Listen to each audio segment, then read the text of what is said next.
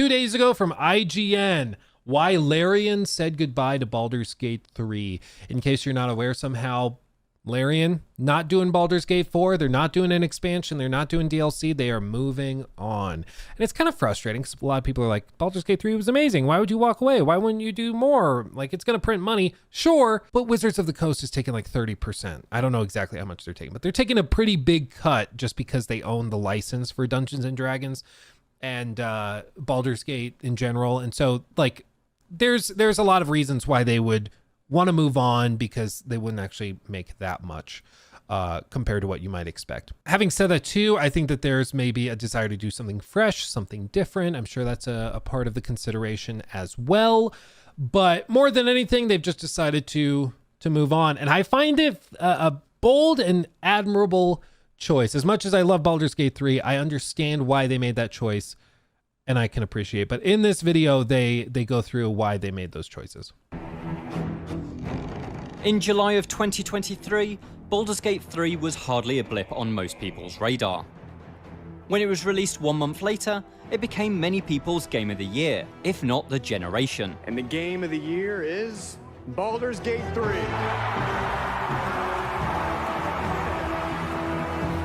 Now, the game has celebrated its 1-year anniversary. Its 7th major patch added official modding support and new endings to the game. And developer Larian Studios launched a brand new YouTube channel to provide behind-the-scenes looks at the game and its developers. Between its critical acclaim, numerous awards, and financial success, Baldur's Gate 3 is worth celebrating. But its meteoric rise to success was just as surprising to the developers at Larian as it was to the rest of the gaming community. Game director Sven Vinke. They're so funny. I do think it's important to remember that this was not expected to be the smash success that it was, both commercially and then critically. Like, I had been in early access with them for ages, as I'm sure many of you guys were as well. Because they opened it up, they wanted player feedback, they wanted to see it. And I loved Divinity Original Sin 2 back in the day.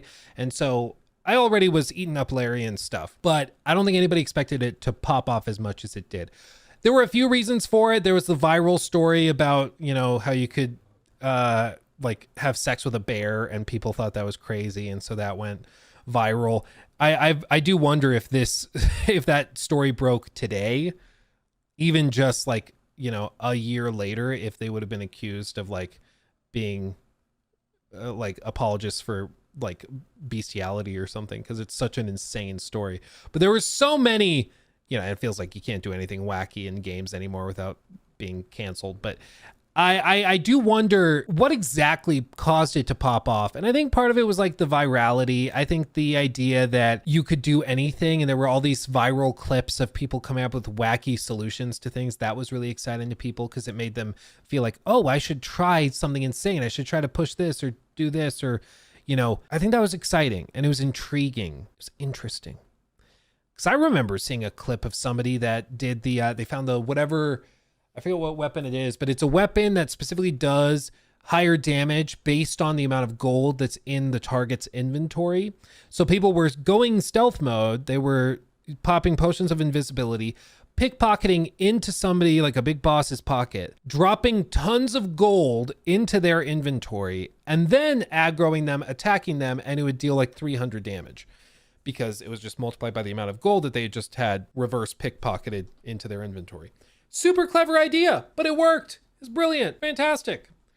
Even now I'm seeing clips of people that put like tons of oils and fire, I forget what they're called, whatever fire potions or vials. And they put them in a backpack and then they throw the backpack next to the boss and then they ignite the bag after it breaks, and that illuminates or that ignites all of the bombs and it goes off and it one-shots all these bosses. Tons of creative ideas like that are just intriguing and exciting. And it's like, okay, I wonder what I could come up with if I could come up with a wacky solution. I think that that's something that's just sorely needed in the games industry because so many games right now lack gameplay complexity and nuance in the pursuit of keeping like casual quote unquote players happy. But again, I think it's born out of a false premise, which is that gamers need their hands held, even casual gamers. And I don't think that's true. I think you'll hear some people complain if a game is more difficult, sure. But I think games like Elden Ring, games like Baldur's Gate, they should tell these big publishers and developers, you don't have to hold people's hands. If anything, gamers like it more when you don't, when you trust them. Like, I think they connect with that more. So I think that the premise of like, you need to hold everybody's hands and have big yellow splotches of paint everywhere to tell people where to go, that is probably a false premise. Thought at every single point the game's success was going to stop. I remember arguing with our director of publishing, who said, this is going to sell a lot. I said, that's impossible. The number you're saying is just not possible. Despite months of patches and media attention on Baldur's Gate 3, Larian is already hard at work on its next project, and while we don't know exactly what that is, we know it isn't Baldur's Gate 4. In March, Vinka announced the studio's plans to end its partnership with Wizards of the Coast, meaning Larian won't be making DLC or a sequel to their critical success. Several months after this announcement, Vinka says the folks at Larian have no regrets about the decision. We actually decided this only at Christmas. We were working on stuff, but our hearts weren't as much in it, probably because we spent so much time already in it. So it was time for us to do new things, and ever since, we felt better. We got our developer joy back, and that's the prime thing, right? If you don't have that, you can't make anything good. Which is absolutely true. You gotta be passionate. You can sense when a studio's not passionate about what they're doing. You can smell it, you know? You just know. You can get a feel for it. You were phoning it in here. You guys really didn't like it. Like, what are we doing? What are we doing? Everybody in chat saying BGS, Ubisoft, all like, there's plenty of examples, I think, of companies where you can tell the devs are just going through the motions, or they might have had parts of the thing they were making that they were passionate about, but then they were forced to do other stuff that they really didn't want to do, you know? And that's something I can attest to, where I've heard stories of people that work at Ubisoft, people that work at Activision, people that work at various companies, EA, Respawn specifically, who have things they love about what they're working on. They're very, very passionate about it, very excited for gamers to see what they're doing.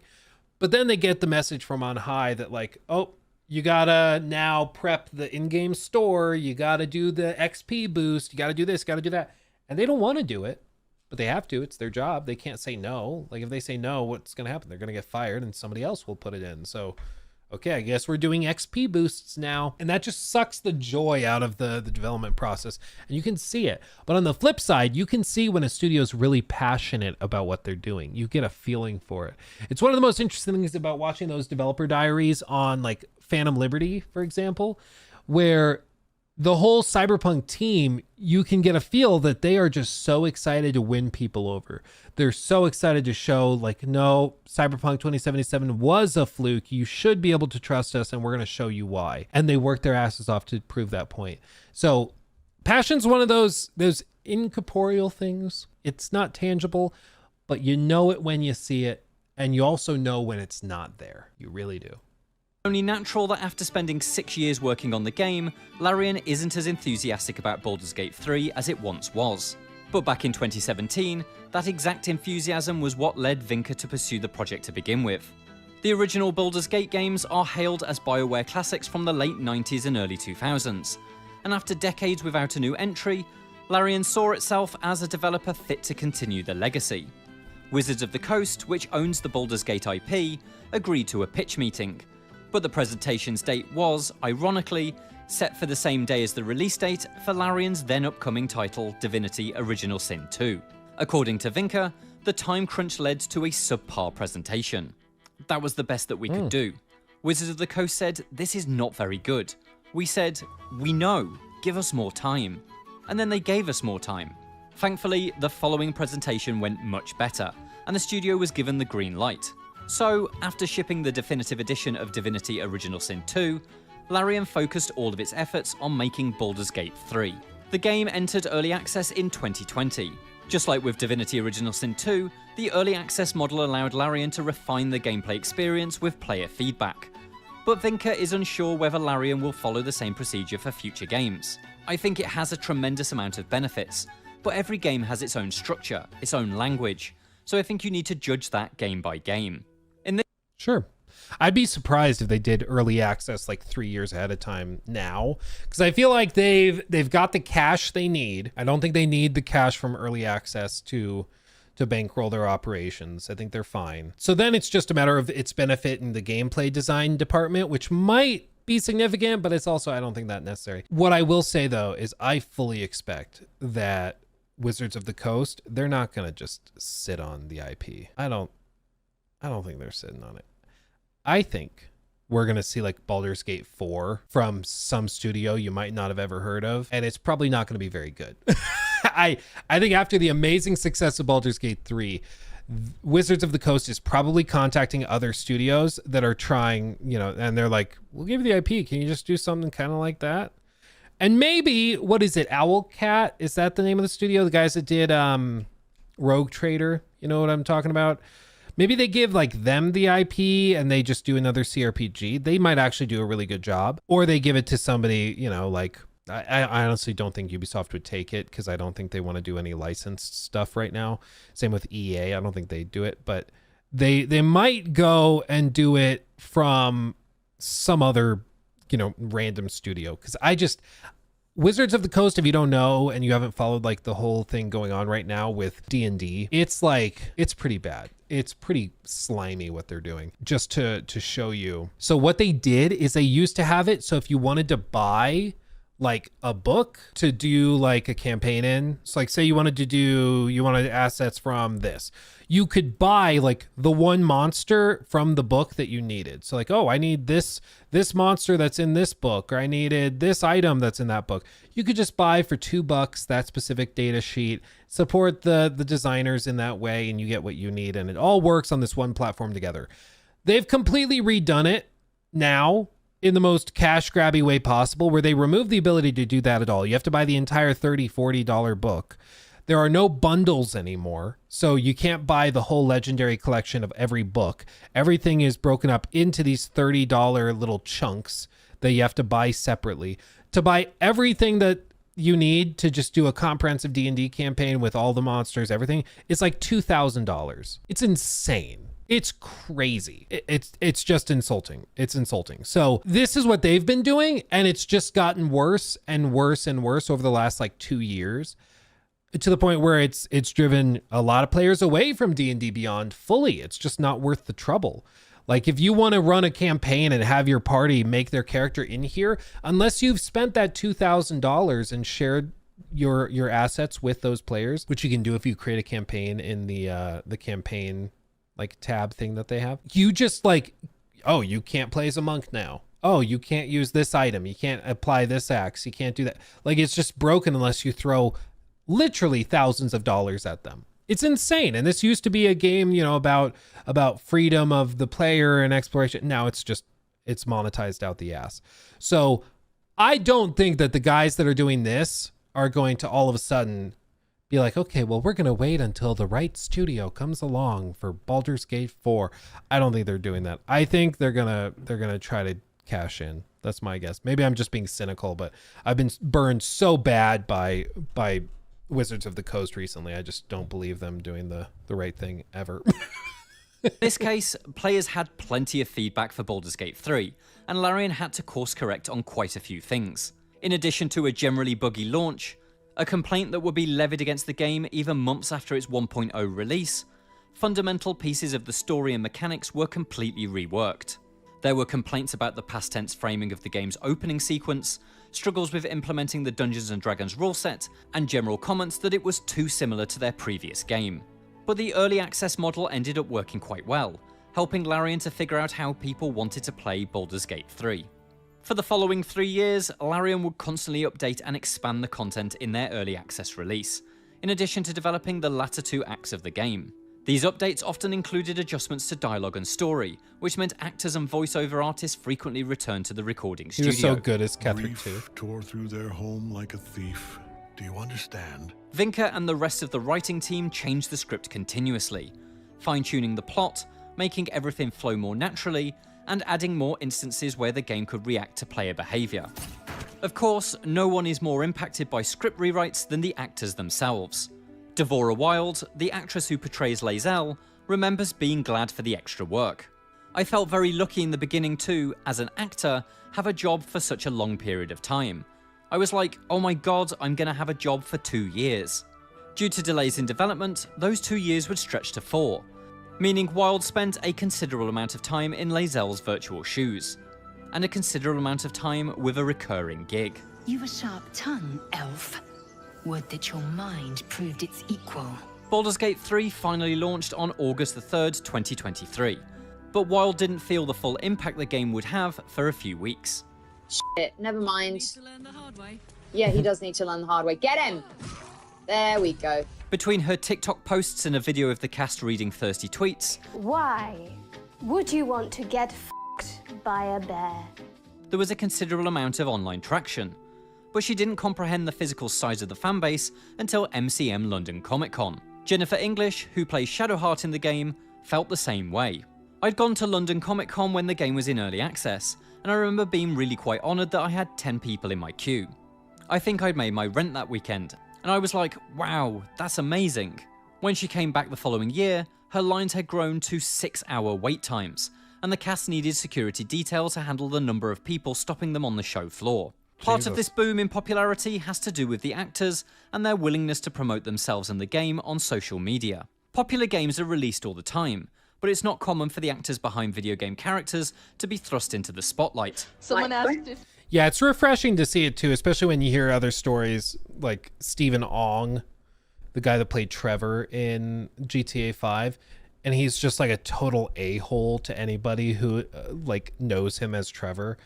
It's like, it's a cartoon character. What are you talking about? Like he's doing, we've talked about it before, but he does like all of those cameos and then like mocks his own fans for trying to hire him to send him a message. It's really, really cringe, honestly, but it's refreshing to see actors that are passionate about their work and are just glad to interact with the fan base. You mocapped the jump, the twirl onto the ground. I wish. I did not mocap the jump, no.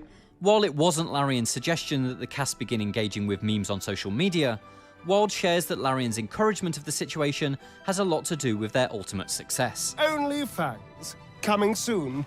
Don't forget to like and subscribe. Whatever that means. Larian was just gracious enough and fun-loving enough to be like, you know what, we're just going to let them run with it. Many other companies don't allow actors to do that actually, and I think that Larian really embraces the spirit of let the actors just kind of get on with it. In addition to the influx of followers, English says that the online community's response to Shadowheart has made her more fond of the role. Despite initially not liking the character, she says, the stuff that players like in Shadowheart is kind of the stuff I like about myself, and that fans have latched on to parts of the character that she hadn't even consciously portrayed. I wanted to thank you again for freeing me. Meanwhile, Wild was surprised Lae'zel was so polarizing at first, with many fans being turned away by her standoffish attitude. Yeah, I've never finished a campaign with her, I don't think. I just find her annoying. I know that's going to trigger some people, but it's just, I don't need her. Plus, my playstyle usually, like, is confronting to hers, so usually I just don't need her. I often let her die. It's a whole thing. The tadpole hasn't yet scrambled all your senses. Auspicious. Though that attitude that eventually back. softened. How dare you. She says, I was getting a lot of delayed responses. Even now, where people are like, oh, you know what? On my third playthrough, I gave her a chance, and now I love her. Alongside Aliona Baranova, one of Baldur's Gate 3's motion capture directors and English's girlfriend, the actors have cultivated a following that has become separate from the game altogether. Hey, you lot! I'm going nowhere! This includes a line of merch, with t-shirts referencing Wild's love of ranch dressing, and inside jokes suggesting the three of them are God's favourite throuple. The latter shirt references a meme of Shadowheart calling herself God's favourite princess, which English recreated per her girlfriend's suggestion. In fact, English credits her chronically online girlfriend Baranova for her social media successes, as English says it has never been something she has partaken in. Between her personal life, her professional life, and her self-image, Baldur's Gate 3 has had a profound impact on English. It does not feel like a year, and yet life has completely changed. It has basically, I mean, it is crazy. It's been like a year and already Baldur's Gate 3 is like a staple in the industry. It's crazy. I do think it was like a little weird that we spent like a full minute just scrolling through her merch store. Is that not like a little... I was like, I'm glad they got merch. That's cool. But it's like a little odd to just be like, shirts, all the shirts. Polish isn't alone in that feeling. Baldur's Gate 3 has had a tremendous effect on everyone at Larian. In the months following its release, it won Game of the Year at the Game Awards, the Golden Joystick Awards, the DICE Awards, the GDC Awards, and the BAFTAs. Thank you so much. Not to mention a slew of other awards for narrative and performance, including the second ever Hugo Award bestowed upon a video game. It has a staggering 96 on Metacritic, and has been hailed as one of the greatest role-playing games of all time. Baldur's Gate 3 is just about everything I could have asked for. In the face of this monumental impact, Larian's goals as a studio remain remarkably humble. Art director Joachim Walimczyk shared, "All of this success means there are high expectations of what's next. We are playing it cool as always, and we are not letting the success blind us to the amount of hard work it took to get here." Walimczyk's fellow art director Elena Dubrovnia says, "In practice, not much has changed. We are still hard-working bees ready for new adventures. The quality bar was set high by BG3, so we are wrapping our heads around how to raise it even higher. The idea of raising a bar past Baldur's Gate 3 sounds absurd, but game director Vinka has nitpicks with the game even now. He wishes the encounter at the entrance to the Grove in Act 1 wasn't so much of a bottleneck, for example, claiming that they could have continued for years tweaking it. While their future game is sure to present plenty of unseen challenges, the nitpicks and unforeseen hurdles in the past projects will allow Larian to evolve for future ones. BG3 was a game that was at a scale that was new to us, so we learned a lot about dealing with scale. We learned a lot from what we didn't have, and we're trying to have that now so that we do not make the same mistakes. We're in the luxurious position now that we can pick our own destiny and our own path, which is really cool. So I hope that we can sustain that. I have two main goals for the studio, being able to make things that we like to make, and making sure that it's sustainable so we can continue doing so. This philosophy is directly opposed to much of what we see in the current gaming landscape. Between acquisitions, layoffs, crunching, and executives chasing infinite exponential growth, it's a breath of fresh air to hear about a developer settling for a stable working environment. Yeah, and I think it's important that they're not like trying to just cash out, sell to Microsoft for $1 billion, and then move on. Like, if Sven wanted to do that, he could. Probably not for $1 billion, maybe for like $400-500 million or whatever. I think he could easily get that. But, you know, if he wanted to just go sail away on his big ship and, you know, buy a yacht, whatever, he could do that. He could do that. But he's not. And I think that's admirable. I think that's admirable. And it's why they're going to be able to continue doing what they want to do. Because when you have an obligation to then make the numbers always go up, things change. And it's no longer about what the team is most passionate about. It's not about what creatively challenges you the most. It's about how do you make this number go up more and more and more and more and more. And eventually, to guarantee that, you're going to have to start making choices like, I know we're not super into doing DLC for Baldur's Gate 3, but I think we need to, because we can't pay the bills any other way in the short term, so we got to just do it. You know, and that's when you start to see things sliding, because it's no longer about the passion, it's about the business. So I admire them for keeping it privately held as well. I think that's a big part of it. Evoke the blade. Then suffer its sting. Will's another character I like never finish a run with. I also just, he annoys me. I think he's the least popular character too. Baldur's Gate 3 is one of the best games of all time, in large part because of the personal, handcrafted nature evident in its design. 1 year after the game's launch, it's nice to see that the people responsible for that product are excited about what's to come and satisfied with the work that they've done. For more on Baldur's Gate 3... So good. It's so good. So, yeah, they're staying passionate. They're not trying to chase the trends. They're not trying to chase the dollars. And I think that is very admirable. That's what I'm hoping to see them continue. I hope that they don't lose sight of that passion. They keep it up. If so, we're in for a treat with whatever comes next.